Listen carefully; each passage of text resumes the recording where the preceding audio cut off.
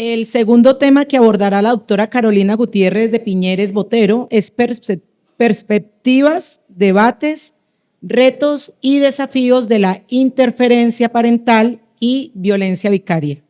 Doctora, bien pues. Bueno, otra vez conmigo. Espero no estarlos aburriendo mucho. Bueno, aquí cuando tenía la siguiente, por favor. Ahí cuando tenía pelito. Tengo cáncer y estoy con quimioterapia, entonces por eso me ven con tapabocas y todo, pero vamos bien.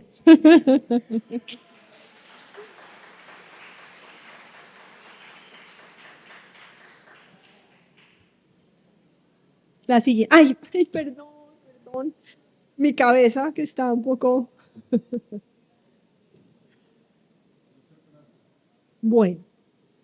Bueno, este es un tema que también está generando muchos problemas en todos los temas de familia, en comisarías, ICBF, los juzgados, y luego tribunales magistrales. Todos ustedes tienen un montón de problemas con este.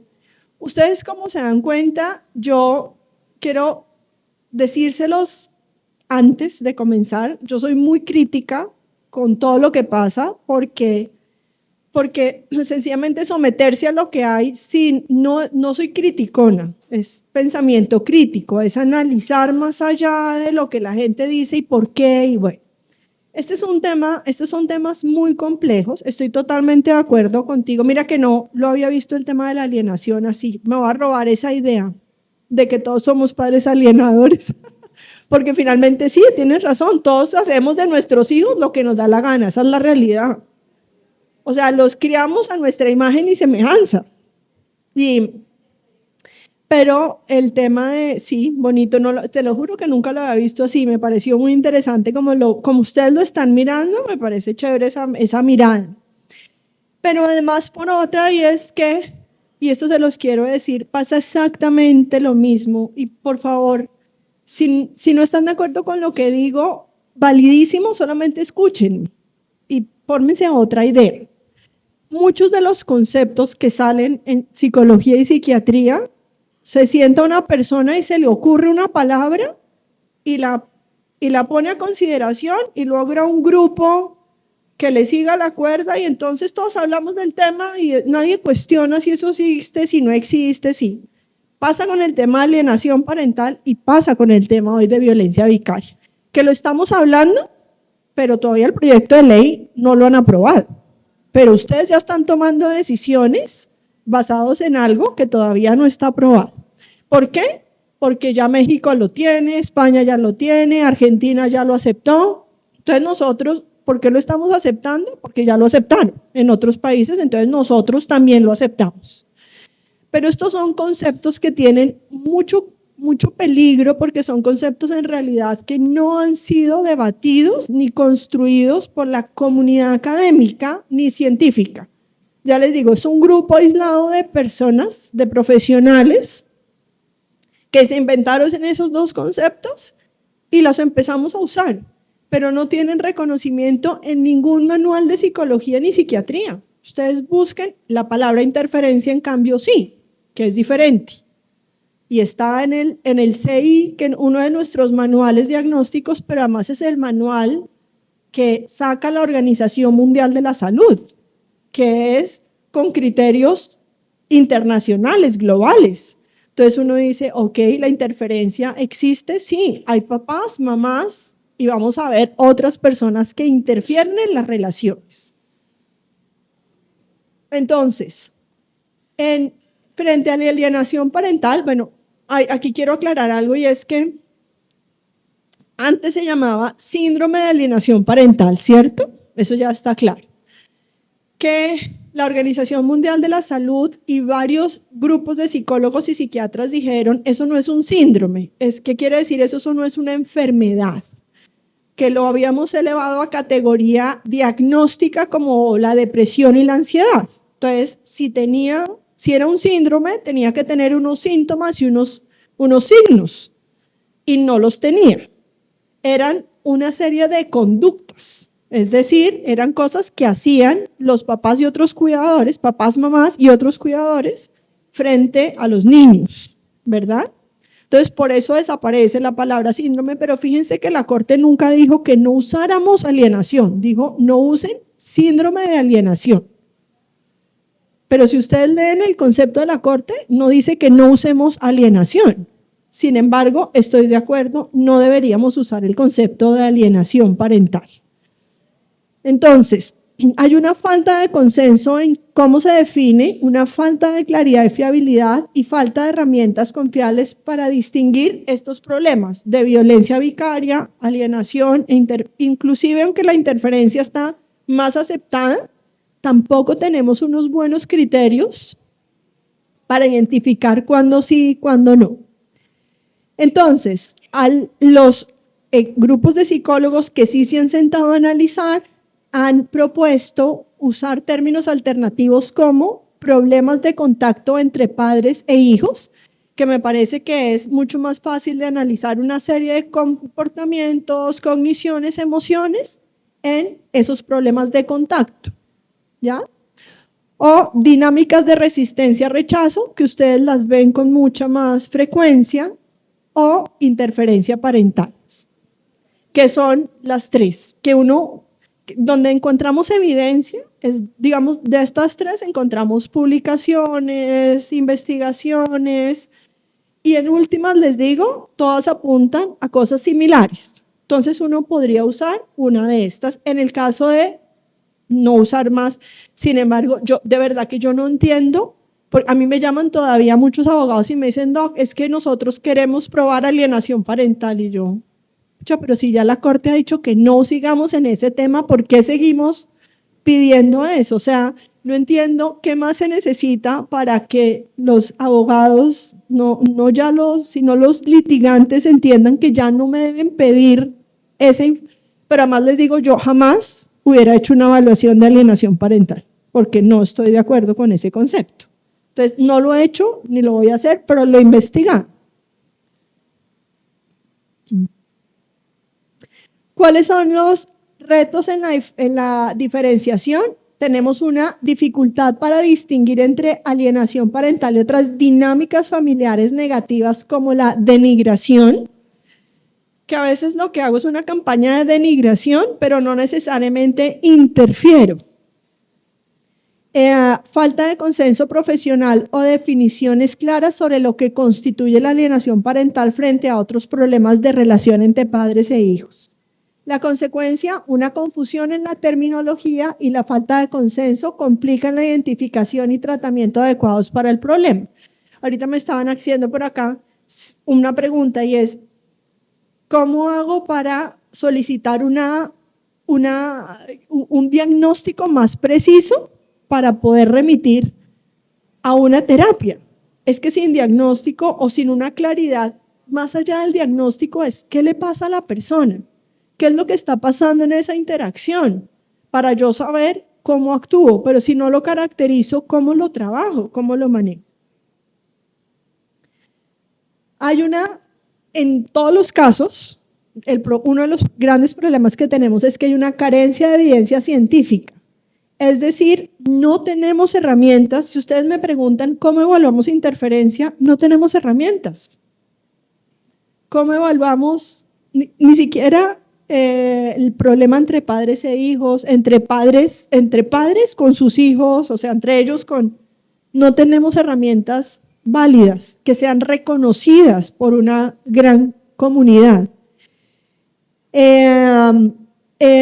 Las evaluaciones dependen mucho del juicio clínico, es decir, lo que les decía, hacer una entrevista y apreciar, pero además muy complicado porque hago la entrevista sin evaluarla. Se los dije antes y se los vuelvo a decir, necesito la interacción.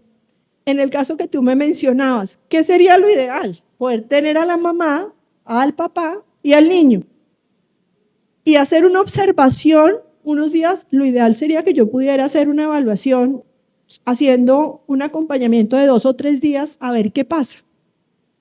Pero eso es imposible.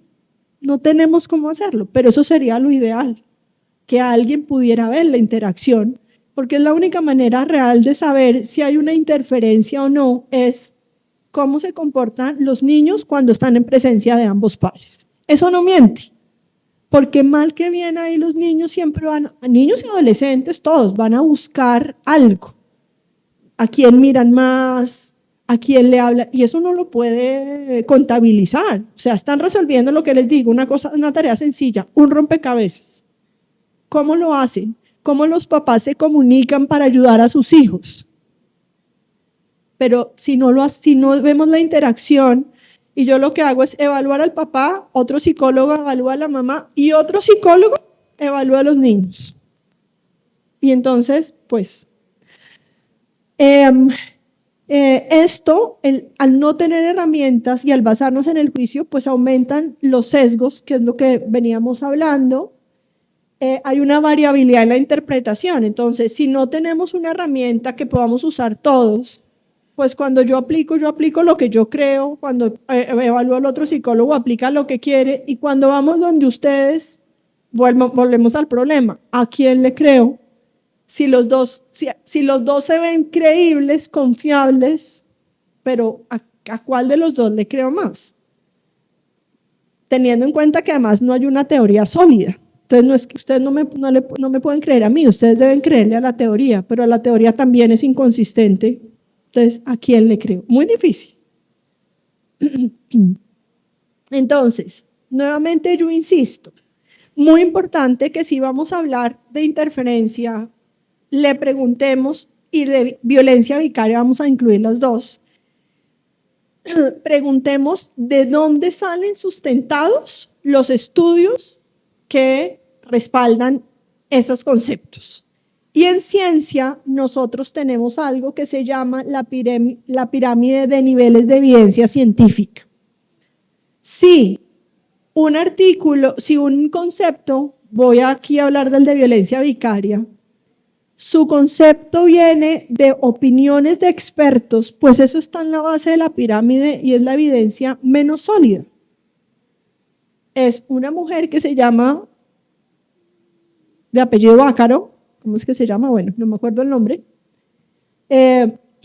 Creó el concepto de violencia vicaria y luego ella, basado en sus estudios, que obviamente tienen un sesgo, hizo una publicación de varios casos. Y eso no fue sometido a revisión por otros expertos. Y así todos nosotros decimos en Colombia, y el proyecto de ley lo dice, que tenemos una evidencia científica súper sólida, porque ella tiene una cosa publicada en algo que no es una revista indexada. Es un estudio hecho de ella. Eso es un nivel de evidencia muy malo, muy básico para poder decir que ese concepto lo deberíamos usar. ¿Cuáles son los mejores estudios? Los estudios de estudios. Eso se conocen en ciencia como metaanálisis o revisiones sistemáticas. Es decir, cuando yo he cogido varios grupos y cojo todas esas investigaciones que hay y hago una revisión superior y concluyo. Esa es lo mejor que ustedes pueden encontrar es cualquier concepto que tenga revisión sistemática o metaanálisis. No los quiero enredar, pero si van a usar ese concepto, pídanle al psicólogo que vaya o miren si el psicólogo aportó un estudio de metaanálisis donde dijera, este estudio de metaanálisis no en 1998, del 2020 para acá, ¿qué dice? La evidencia debe estar disponible los últimos 5 años. Ahora, hay estudios de metaanálisis de 1998 que son muy importantes, pero si vamos a usar la ciencia, usemos la ciencia que sea reciente.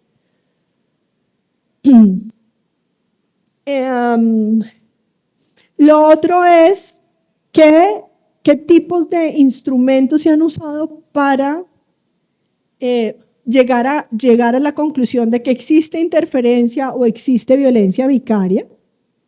Si existe, evidencia comparada, es decir, si hay dos estudios que dicen algo diferente, ¿cuál aporta mejor evidencia? Y frente a eso, entonces, podemos ya avanzar acá. Primero, La alienación parental, se los decía, no es un trastorno clínico, no es un diagnóstico clínico, pero independientemente de si lo hacemos todos o no, una interferencia va a tener un impacto en las relaciones entre padres e hijos. Inclusive los padres viviendo juntos. Generalmente hay uno que influye más en sus hijos que el otro. Y uno ve que es que ¿a quién quiere más? Los hijos sí quieren más a un papá que a otro, porque es más alcahueta, porque es más comprensivo, porque el comportamiento del adulto va a influir en el comportamiento de los hijos.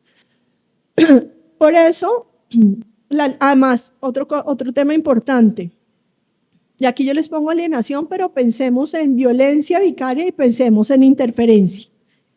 No es un tema de género, es decir, la alienación, la interferencia y la violencia vicaria no la ejerce un género sobre otro género.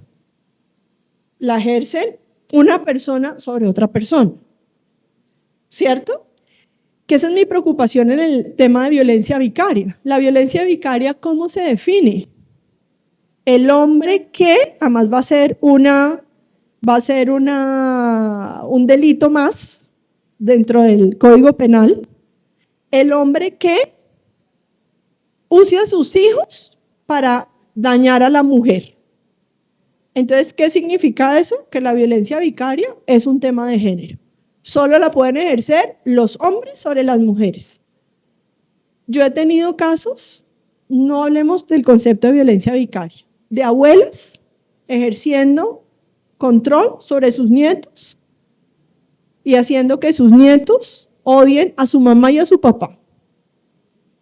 He visto casos de tías, he tenido casos de tías que nunca tuvieron hijos y entonces quieren ser ahora mamás de sus sobrinos y empiezan a denunciar a sus hermanas o a sus hermanos por abuso sexual, por violencia.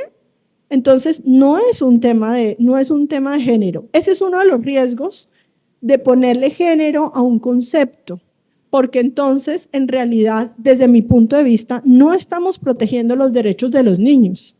Estamos tratando de solucionar el problema de adultos que no han sido capaces de solucionar los problemas entre ellos.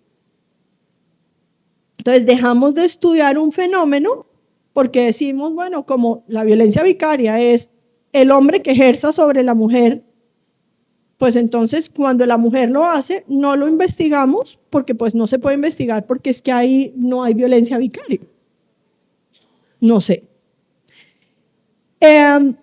Es un comportamiento que se debe estudiar en la relación de las personas y no de los papás y mamás, en las dinámicas familiares, porque vuelvo y les digo, esto no es un tema que se dé entre papá y mamá, se da muchas veces entre las familias. Yo veo muchas abuelas que trabajaron mucho toda su vida, pero nunca pudieron ser mamás por estar trabajando. Y ahora quieren ser, igual que las tías, mamás de sus nietos. Entonces, para poder tener entonces la hija le dice, mami, me voy a vivir a Cali. Y la mamá denuncia a la hija para que no se le lleven al nieto. Y además llevan al niño a que diga una cantidad de cosas y ustedes lo que terminan es escuchando la versión del niño que seguramente ha sido alimentada por la mamá. Pero como tenemos un sesgo, tan linda que se ve la abuelita, tan tierna que se ve la abuelita, una abuelita no debe decir mentiras, porque ella ya está más allá del bien y del mal. Y nos quedamos creyéndole a la abuelita y dejando de lado en realidad los derechos de esta niña, de este niño, que son los que tienen derecho a tener a una familia. El niño, la niña y el adolescente deben ser el centro de todas las decisiones. Yo sé que esto lo saben, pero se lo repito porque es que de verdad, cuando uno lee la literatura y lee la jurisprudencia y lee las normas que van a salir como la de violencia vicaria, dice, aquí no estamos centrándonos en los niños, estamos centrándonos en la mamá como mujer. Y yo creo, sí, los derechos de las mujeres son muy importantes, pero aquí cuando hablamos de violencia vicaria nos debe importar es el derecho de los niños a no perder una familia. y a no crecer. Yo no sé si ustedes han visto, en Argentina hay todo ahorita un debate que a mí me ha encantado, y es muchos niños, y esto no se los olvide porque por ahí lo tengo escrito, los niños sobre los cuales ustedes toman decisiones van a crecer. No se les olvide que esos niños van a ser adultos. Y esos niños, cuando sean adultos, van a estar bravos con ustedes, bravos con las mamás, bravos con los papás, bravos con sus abuelos, porque no les permitieron en realidad elegir las relaciones que querían construir. Y entonces yo siempre les digo, tú estás tomando una decisión sobre un niño de 4 años, pero ese niño cuando tenga 20 años, ¿qué va a decir? Toda la vida crecí pensando que mi papá era un abusador y luego me di cuenta que no era. O toda la vida crecí, estuve 4 años alejada de mi mamá porque mi abuelita hizo creer a todo el mundo que mi mamá era una mala mamá y se perdió 4 años de su vida muy importantes para tener el cuidado de su mamá.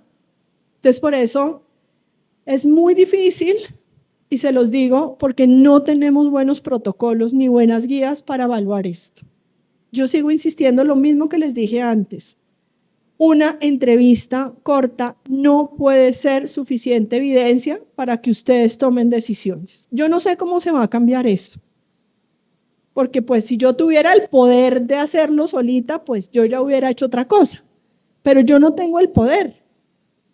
Y mientras sigamos pensando que una entrevista es suficiente para tomar decisiones sin indagar nada más, pues nuestros niños van a seguir creciendo sin sus familias. Y eso es el gran problema que tenemos. Ahora, es importante ampliar el enfoque al concepto extenso de familia y ver que las relaciones van más allá de los padres. Y en las familias se presentan situaciones adversas, fallecimiento. ¿Qué pasa si se muere uno de los dos padres? ¿Qué pasa si uno de los dos padres se enferma? ¿Qué pasa con las familias monoparentales o familias donde terceros cuidan a los niños? Cuando hablamos de interferencia y cuando hablamos de violencia vicaria, estamos ignorando que esto también puede pasar y que los niños pueden quedar al cuidado de una persona que no es el mejor cuidador para ellos. Porque estamos pensando que los cuidadores principales son los más importantes, pero en Colombia, no nos digamos mentiras, los principales cuidadores de los niños no son siempre sus papás, son los que dan la plata, pero no son necesariamente los que están en la cotidianidad de los niños. Yo casi siempre cuando hago evaluaciones trato de entrevistar a los abuelos, a todos los que van a participar del cuidado de los niños, inclusive a la niña que trabaja ayudando a cuidar a los niños, para saber si el niño realmente va a tener un cuidado adecuado. De otro lado, también tenemos que ver que no existe un padre o madre alienador.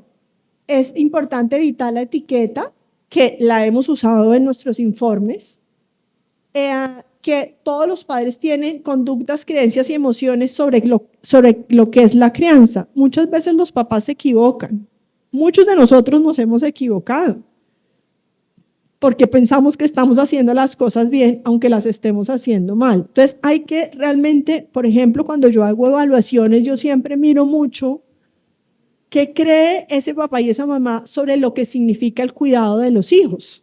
Porque eso es súper importante para poderles decir a ustedes que parte de sus errores están basados, los errores de ellos como papás, en sus creencias de lo que es ser un papá y una mamá. Si es que hubiera una única forma, pues ningún niño tenía trauma, o todos estaríamos peor de traumatizados. ¿Cuáles son las características psicológicas? Y una de las cosas que más nos debe importar es cómo se maneja el alto conflicto parental. Porque es que el problema es que ustedes saben que la relación de pareja es la relación que más aporta a nuestra vida y la que más nos destruye. No hay una relación más compleja que la relación de pareja. No existe, ni con los hijos ni con los papás. La relación de pareja es la más difícil. Porque son dos personas que vienen de familias diferentes, de creencias diferentes, que van a formar una unidad familiar.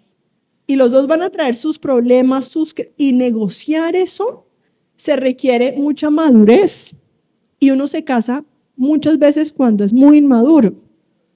Entonces, eso no permite luego, entonces, no, a veces ni siquiera es que yo quiera interferir, es que no sé cómo manejar el conflicto como papá y mamá. Entonces, yo creo que en estos casos, nosotros parte de lo que debemos hacer es evaluar la forma en que esos papás han aprendido a resolver sus propios conflictos entre parejas, con otras personas, porque eso nos da señales de si van a poder. Una cosa que yo me pregunto muchas veces cuando hago las evaluaciones es, ¿esta persona puede aprender nuevas herramientas? Hay personas que les va a costar más trabajo, hay personas que lo van a hacer más rápido.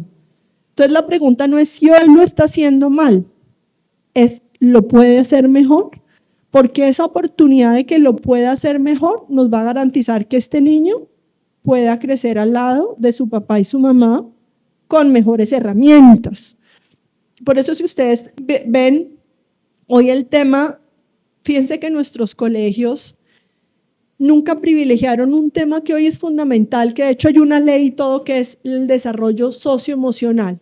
Todos aquí sabemos sumar, restar, no sabemos los ríos, las partes del cuerpo, pero ¿a quién de ustedes les enseñaron a regular y manejar sus emociones? La realidad es que no. A la gente, a los niños hoy les están enseñando eso en el colegio, a los adultos no se los enseñaron. Y eso es el problema. No son las herramientas cognitivas, es que no sabemos cómo enfrentar la parte emocional, porque las emociones en psicología estuvieron olvidadas, porque como eso no se podía medir, entonces nadie hablaba de emociones. Hoy sabemos que las emociones dirigen toda nuestra vida, la carrera, el esposo, la esposa, todo lo que hacemos está dirigido por lo que nosotros sentimos.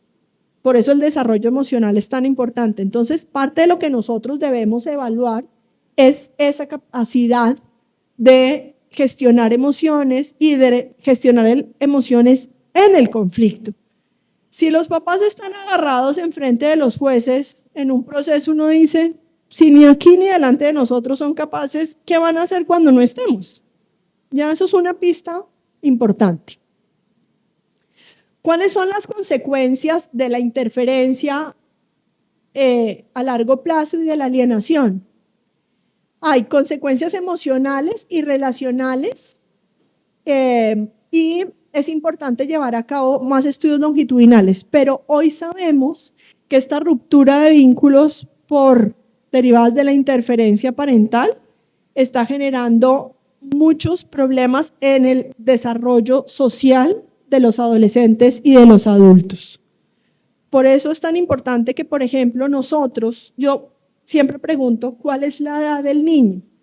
Porque fíjense, tenemos 3 periodos críticos. De los 0 a los 6 años es el primer periodo más crítico. Los 6 primeros años de vida van a definir todo lo que ustedes van a hacer el resto de la vida.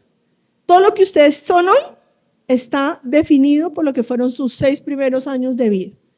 ¿Con quién tuvieron vínculos? ¿A cuántos conflictos estuvieron enfrentados? ¿A cuántas enfermedades estuvieron enfrentados? Entonces, si podemos evitar que los niños estén enfrentados a situaciones adversas y de conflicto los 6 primeros años de vida, ya vamos a tener garantizada que su vida va a ser más estable, así de ahí en adelante haya conflictos, porque es cuando el cerebro tiene un mayor desarrollo crítico. Es más, esos primeros 6 años, el cerebro es vulnerable a todo. A que el papá miró mal, a que el papá gritó a la mamá, que la mamá gritó al niño, a todo. Después de eso, nuestro cerebro ya no se enfrenta. Luego de los 6 a los 11 años, vamos a desarrollar todo lo que se llama el juicio moral. Y es por eso ustedes ven que niños que a los 4 años, ustedes les hacen preguntas sobre los papás y no son tan claros, pero a los 9 años les preguntan y el concepto es diferente. Pero si hace 5 años decía otra cosa, porque es que hoy este niño ya incorporó el tema moral y es que hace juicios sobre los demás, que antes no lo hacía. Y luego, en la adolescencia, todos los hijos odian a sus papás, y esto lo digo en todas las conferencias. Entonces, todas las entrevistas y evaluaciones que ustedes hagan o que escuchen y de los psicólogos, si ellos no tienen en cuenta esa edad de la adolescencia, pues todos los papás van a salir interferentes, alienadores o que ejercen violencia vicaria. Porque no hay un adolescente que quiera a sus papás, porque tienen que odiar a sus papás para poder descubrirse ellos. Entonces, por eso es tan peligrosa la evaluación de la interferencia y de la violencia vicaria cuando los hijos son adolescentes. Porque en ese momento uno no sabe si ese discurso viene dado por su adolescencia o viene dado realmente por un contexto conflictivo. Es importante un enfoque entonces basado en el desarrollo, que es lo que les acabo de decir, considerar, y les cuento algo, el problema que tenemos es que la mayoría de psicólogos no son expertos en desarrollo, no son expertos en infancia ni en adolescencia. Y entonces no saben hacer esa diferenciación entre los 6 primeros años de vida, hasta los 11 y hasta los 18. Fíjense que hoy tenemos un gran problema y es que se quiere disminuir la edad de responsabilidad penal, ¿cierto? Primero, la evidencia en neurociencia nos dice el cerebro realmente está maduro hasta los 25 años de edad. Es decir, que en vez de bajarla deberíamos subir. Pero como es un tema más político, pues eso no va a pasar. Pero yo lo repito muchas veces, ustedes lo bajan a los 18, bajan de 18 a 14 y lo que van a tener es reclutadores de menores que bajan la edad. Entonces ya no vamos a tener gente que asesina a los 16, sino gente que asesina a los 8. Recuerden lo que hacía la guerrilla. La guerrilla, el niño tiene cómo cargar un fusil, ya lo podemos reclutar. Eso va a pasar acá. Entonces, no considerar cómo se desarrolla el cerebro en el derecho va a tener un impacto a largo plazo en nuestros niños, niñas y adolescentes. Por eso, si vamos a evaluar la interferencia y la violencia, necesitamos conocer un poco más qué pasa con los niños en esas etapas. Es importante considerar la autonomía y necesidades del niño y el adolescente, que tiene que ver con una cantidad de cosas que no solo tienen que ver con la edad, sino con sus características de salud mental. Fíjense que yo tengo casos de hombres, particularmente, que llegan a los 30 años acusados de homicidio o de violencia intrafamiliar. Y cuando yo los evalúo, me doy cuenta que están en el espectro autista, porque son con lo que antes llamábamos Asperger y autismo. Hoy ya no se habla de Asperger, para que sepan. El Asperger desapareció de la clasificación diagnóstica y hablamos de espectro autista, que es de lo más funcional a lo menos funcional, ¿ya? Entonces, cuando son muy funcionales, es muy difícil el diagnóstico porque las personas no se les ve nada. ¿Qué quieren verle? Yo les voy a decir, lo estábamos hablando ahorita, la parte social. Los niños, niñas, adultos en espectro autista, una de las principales características es que tienen problemas de socialización. Son niños aislados, son adultos aislados, tienen muy pocos amigos y a muchos les gustan los temas de sistemas, de computadores, de inteligencia artificial. Ahora, no es porque tengan un amigo que les guste el computador que es autista, ¿no? Porque si no, pobres.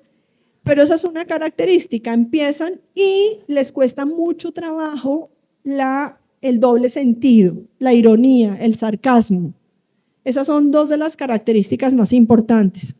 Entonces, ¿qué pasa cuando eso ocurre en un niño y un adolescente? Que si yo no tengo en cuenta eso y yo le pregunto al niño, le hago una pregunta que incluya un doble sentido, el niño y el adolescente no lo van a entender y pueden responder cualquier cosa por responder, pero en realidad no están entendiendo. Por eso, si yo no tengo en cuenta estas características individuales, me va a ser muy difícil tomar decisiones sobre ellos. Y no todos los psicólogos saben sobre cómo diagnosticar estas condiciones. Yo les contaba el año pasado que estaba en un caso de una niña que tenía déficit de atención y que por eso la que tenía que tener el cuidado era la abuela, porque era la única que se la aguantaba. Pero la abuela me decía, yo no quiero tener a mi nieta, yo ya estoy pensionada y yo lo que quiero es viajar y tener novio y pasarla rico. Yo no quiero volver a ser mamá. Pero la psicóloga de la comisaría dijo que ella era la mejor cuidadora y sin importarle lo que la abuela hubiera dicho y sin saber nada de trastorno de la atención, dijo que la que tenía que tener el cuidado. Entonces, ojo con esto, porque a veces usamos las palabras como interferencia, violencia, dentro de diagnósticos donde no es claro por qué. Hay niños que son oposicionistas desafiantes, es decir, todo el tiempo están peleando, yendo en contra de las normas, pero es porque su cerebro necesita aprender a autorregularse. Mientras eso no lo aprendan, ellos van a estar siempre en contra. Entonces ustedes lo evalúan enfrente de la mamá y es terrible, y enfrente del papá es mejor. ¿Por qué? Porque el papá es más tranquilo, la mamá es más ansiosa de que su hijo esté así, y el niño se comporta diferente. Y basado en eso yo decido que el mejor cuidador es el papá, porque delante de la mamá el niño no se porta bien. Hay que tener en cuenta si hay un diagnóstico para poder hablar. ¿Cuáles son las alternativas para abordar estos fenómenos? Yo me imagino que la doctora Díaz les habló de justicia terapéutica, ¿no? Bueno, porque ella habla mucho de ese tema y le gusta mucho. Una buena alternativa hoy que tenemos es llevar a las personas a practicar justicia terapéutica. Es decir, que la misma justicia sirva para resolver los problemas, pero que además ellos puedan estar acompañados de un proceso terapéutico que les sirva para resolver sus problemas. Antes de decidir a quién se le otorga la custodia, miremos a quién se puede remitir. ¿Han escuchado el concepto de coordinación parental?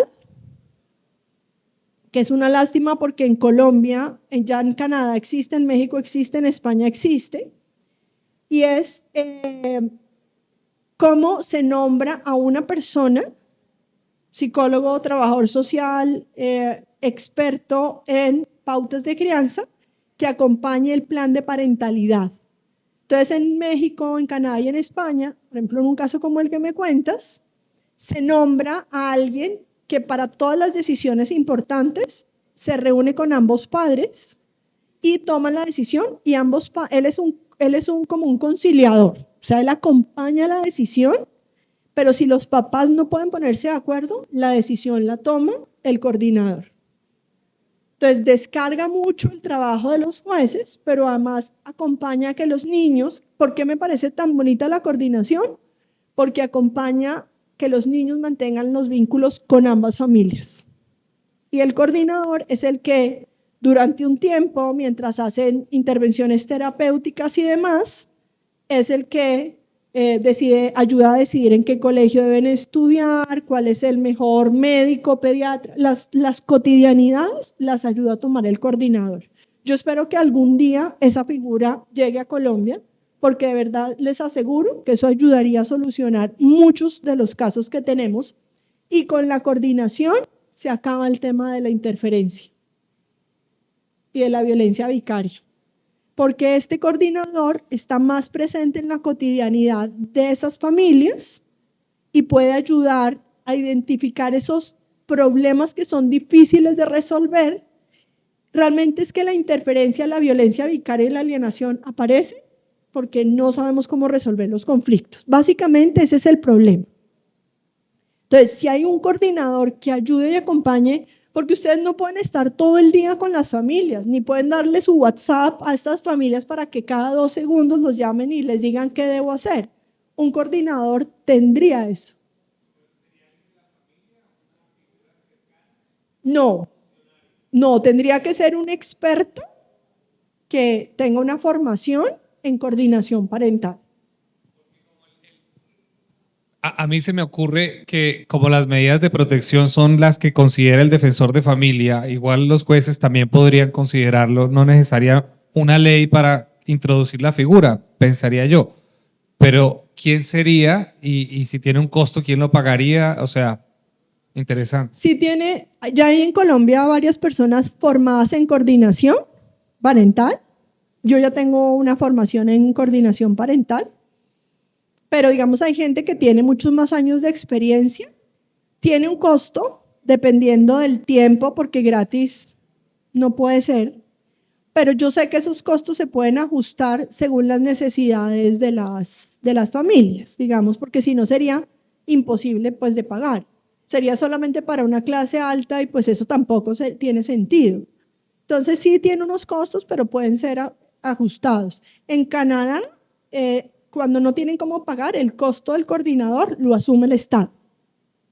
Incluso en nuestra jurisdicción, ya a través de medidas cautelares innominadas, el juez podría valerse de un experto para que brinde ese apoyo a las familias. Exacto. Entonces creo que esa sería para mí una figura que solucionaría ese problema.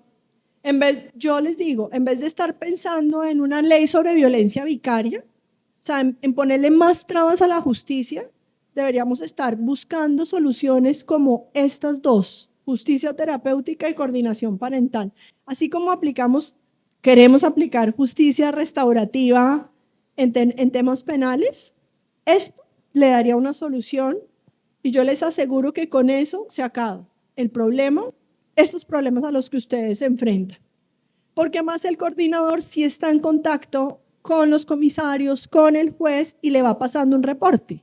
Va pasando esto, en esto todavía falta trabajar, y entonces hay una persona que coordina, no desgastan a la justicia yendo cada 8 días a denunciar, y es el coordinador el encargado de ese contacto y ese progreso. Pero por eso tiene que ser una persona, no puede ser un psicólogo recién graduado. O sea, eso sí, en Colombia tenemos que aprender a que tenemos que formarnos más para acompañar estos procesos. Y además, como siempre, necesitamos evaluaciones multifactoriales que no estén basadas solo en el criterio de un profesional que tomó una entrevista y hasta ahí llegamos. Fíjate lo que hablábamos, un problema. ¿Quién te aporta información con una entrevista? Es que no sé qué. Esto fue lo que me dio la entrevista.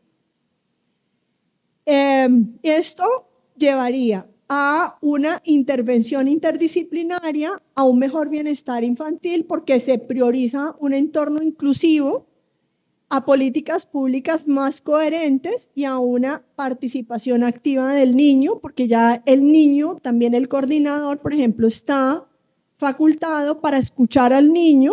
No es que quiero que mi papá me compre todos los Max Steel, yo que sé que ahorita no sé ni qué juguetes son, pero esos eran los que yo le compraba a mis hijos hace años.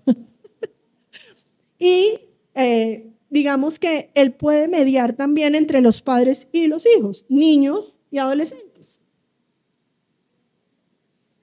Bueno, un poco eso era la discusión y voy a dejar para preguntas.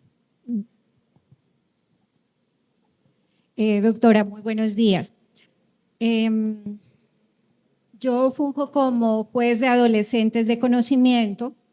En este momento tengo un caso de un adolescente a quien se le diagnosticó el trastorno opositor desafiante, pero además ese trastorno confluye con el consumo de sustancias psicoactivas.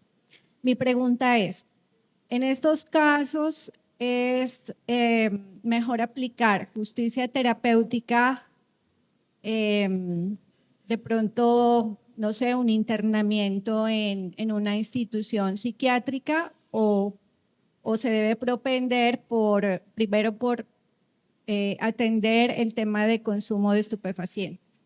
Gracias. Es que esas dos condiciones están unidas. Normalmente la primera es la oposicionista y los diagnósticos terminan en consumo. No es que eso se llaman como diagnósticos duales, o sea, casi siempre están unidos en la adolescencia.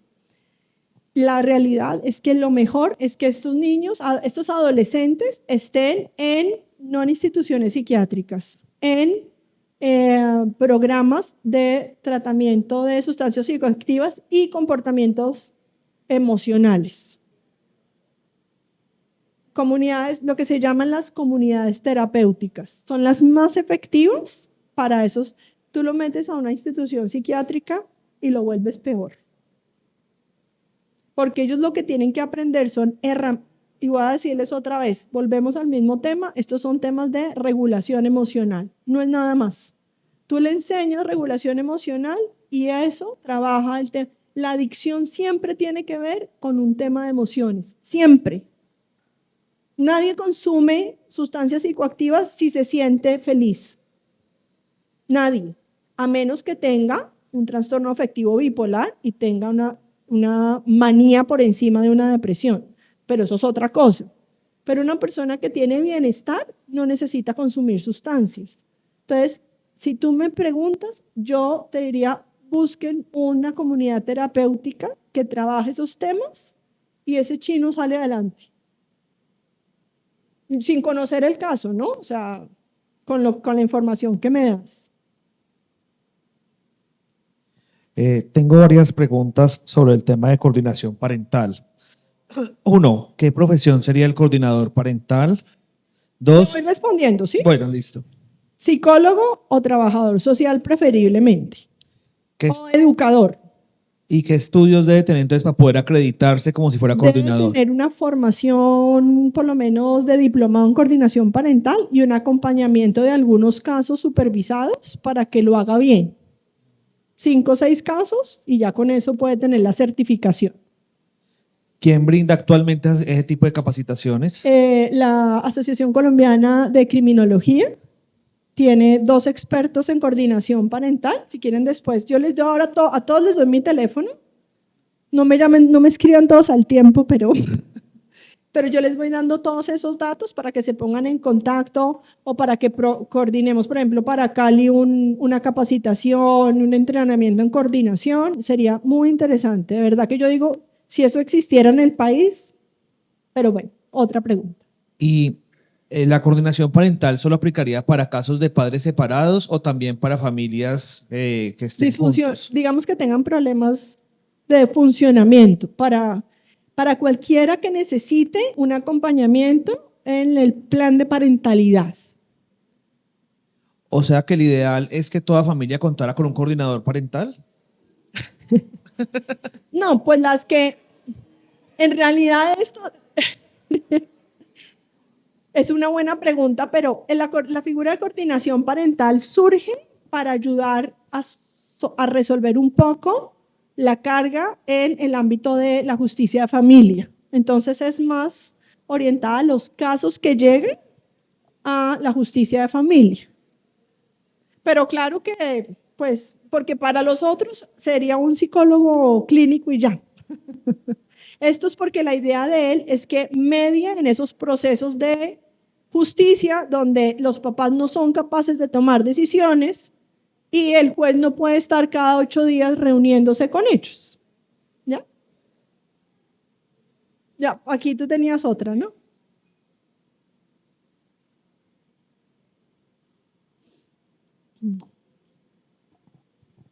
Cuando estoy ante un fenómeno como el de la alienación parental, me orientaron a pedir informes de fusión, triangulación y amalgamiento. No sé si eso sea, digamos, una herramienta, un diagnóstico preciso. Y por otro lado, no sé si sea una buena decisión proscribir el término de alienación parental que se ha usado. Funcionarios del bienestar lo han usado, en sentencias lo han usado, y en alguna ocasión me llegó un caso en el que se trató de desacreditar a un funcionario porque había usado el término de alienación. Entonces ya se convierte en una situación ideológica, política cargada, ¿sí? Que supera lo académico, porque digamos que la idea de la academia es la libertad de pensamiento, y si no hay libertad en el uso de conceptos, pues es difícil que haya una verdadera libertad para discutir. Y yo creo que en el momento en que haya un término que recoja lo que la gente ha entendido por alienación, naturalmente va a desplazar al otro término. Digamos que ese es un fenómeno que se va a dar naturalmente. Mientras que cuando se toma una decisión, digamos, de poder político, es decir, prohibido utilizar este término, y el que lo use queda desacreditado, pues puede tener una cantidad de consecuencias indeseables. Entre esas, limitar el debate y la comunicación? Bueno, voy a responderte esto y es, si ustedes notan, yo no quise profundizar mucho en qué es alienación, qué es interferencia, qué es, ni qué es violencia vicaria. ¿Por qué? Porque yo creo que más que el concepto que no te dice nada, lo que los psicólogos deberíamos evaluar es qué está pasando en esa interacción. Un poco lo que les dije en las diapositivas anteriores, y es qué tanto los papás son factores de riesgo o de protección para el desarrollo de sus hijos. ¿Qué tanta capacidad tienen estos adultos de resolver problemas? ¿Para qué le quiero poner un nombre rimbombante como alienación parental a una serie de comportamientos que puedo describir y me queda más fácil medir el comportamiento separado que el concepto? Que es, el problema es que como queremos medir una herramienta que me diga si hay interferencia o no, la interferencia solo se puede medir a largo plazo, porque que una vez yo le diga a mis hijos, su papá es un desgraciado porque no me pasó plata este mes, pues yo no puedo decir que ese es un papá, una mamá que interfiere en la relación. ¿Lo debería decir? No, no se lo debería decir, pero eso no va a generar un impacto. Pero si esto se repite cada mes durante 20 años, pues claro que eso va a generar una ruptura en el vínculo con el papá. Entonces yo lo que tengo que mirar es cómo están esos vínculos. Esos conceptos no los había escuchado, porque es que aquí, ese es el problema, que cada psicólogo o cada psiquiatra se inventa la forma de evaluar. Yo lo que les digo es, describamos lo que pasa en esa interacción. ¿Cuál es la frecuencia en que comparten tiempo libre? ¿Cuál es la frecuencia con la que papá y mamá van al colegio a acompañar a los hijos a la entrega de notas, a los eventos, a la cotidianidad de sus hijos? El hijo juega fútbol. ¿Cuántas veces va el papá y la mamá a verlo jugar fútbol? ¿Cuántas veces la mamá le dice al papá que no tiene partido para que el papá no vaya y el papá sí quería ir? ¿O cuántas veces el papá ese día se inventa otra cosa para llevarse a su hijo y que su mamá no esté? Esas son las cosas que nosotros podemos medir y que son datos, son hechos y son objetivos. Tú no tienes que mirar nada más. Pero nosotros complicamos todos los psicólogos y tenemos que inventarnos una cantidad de cosas que son más difíciles. Pero importante también es preguntarle a los hijos, como un hijo, yo se los voy a decir así de fácil, y la psicología lo ha demostrado. Un hijo que hable mal de otro papá a los 4, a los 5, a los 6, a los 7 años, es porque ese niño tiene interferencia, punto. No necesito nada más, no necesito evaluarlo para saber que eso está pasando. Porque ningún niño, yo se los dije antes, todos los hijos quieren a sus papás, así sea el peor papá del mundo. Entonces, un niño que empiece a hablar mal de su otro progenitor, mamá o papá, es un niño que está siendo interferido. ¿Por quién? No sabemos. A veces la abuela, la tía, la mamá, el papá. Inclusive he visto casos de hermanos mayores. Por ejemplo, hermano que es solamente hijo de la mamá y quiere estar más tiempo con su hermano y empieza a interferir para alejar. Pero esas cosas son las que hay que evaluar. Como una entrevista de hora y media no te da ese resultado. Una entrevista amplia de varias sesiones te arroja ese resultado. ¿Ves? Entonces, ¿qué estoy mirando? No estoy mirando conceptos, estoy mirando relaciones entre personas. Es lo que yo debería indagar.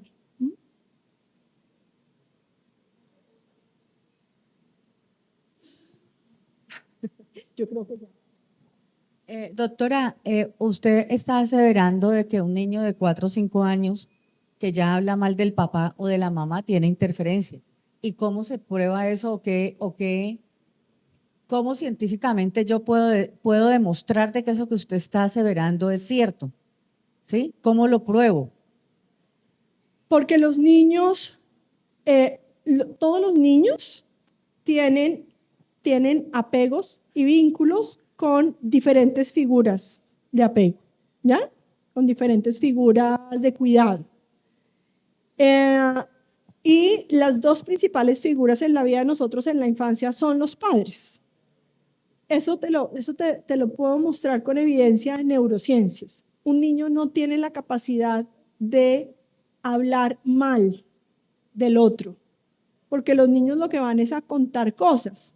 Mi papá ayer se puso bravo, mi papá ayer no fue, mi mamá ayer no quiso ir a fútbol. Los niños cuentan es momentos, eventos, no describen con adjetivos morales a sus papás. Mi papá es un irresponsable, mi papá, porque él no tiene ese concepto incorporado. Eso es algo que él ha escuchado de otra persona. Y no me van a decir, como me dicen yo a algunos, les digo, ¿y de dónde sacaste eso? De la Rosa de Guadalupe. Yo no sé si a ustedes les ha pasado. Pues se los juro por Dios que a veces les pregunto de dónde salió eso. No, eso lo escuché en la Rosa de Guadalupe. Les digo, pues que los chinos no ven sino la Rosa de Guadalupe. ¿Por qué? Entonces, esos en la adolescencia, los juicios hacia los papás también se pueden medir por el discurso del adolescente. Si uno sabe cómo es el lenguaje de los adolescentes, dependiendo de lo que digan, porque los hijos normalmente dicen, uy, si mi papá falla en esto, pero también te van a aportar algo positivo, siempre.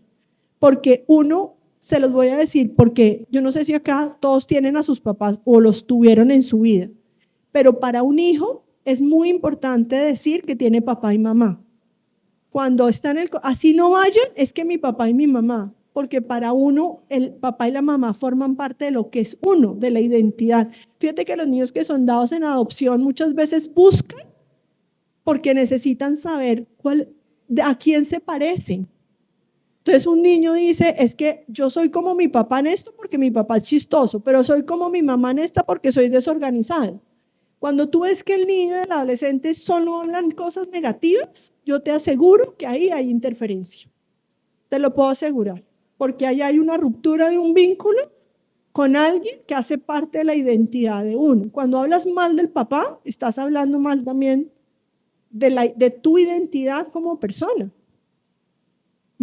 Imagínense yo ser hijo de un abusador sexual. Que yo crezco pensando y le digo en todas partes, es que mi papá abusó de mí, abusó de mí, abusó de mí. ¿Cuál es mi identidad? Yo no soy producto del amor. No soy producto de alguien que me cuida.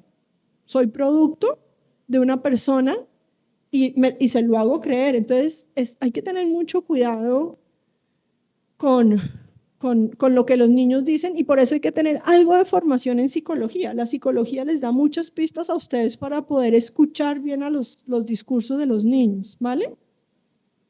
Ojo, esto que les estoy diciendo es incompleto, ¿no? Porque pues para eso tendría que darles una clase completa y no tenemos tiempo. Pero les estoy dando ideas y necesitan apoyarse en psicólogos que tengan una mejor formación para que ustedes puedan tomar mejores decisiones. Bueno, muchas gracias.